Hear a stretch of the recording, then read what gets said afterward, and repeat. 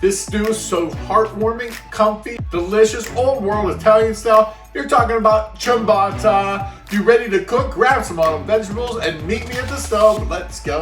In a Dutch oven over medium-high heat, we're gonna add a couple tablespoons of olive oil, 3 cloves of minced garlic, 1 medium onion cut into chunks. Stir and cook for a minute or 2. The rest of our vegetables cut into chunks, 3 carrots, 3 Yukon Gold potatoes, 1 medium eggplant, and 1 zucchini and 1 squash.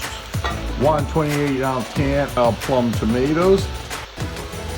Cut your tomatoes into bite-sized chunks, a couple bay leaves, and some salt and pepper. A pinch of crushed red pepper flakes. Stir, cover, and cook on low 45 to 50 minutes.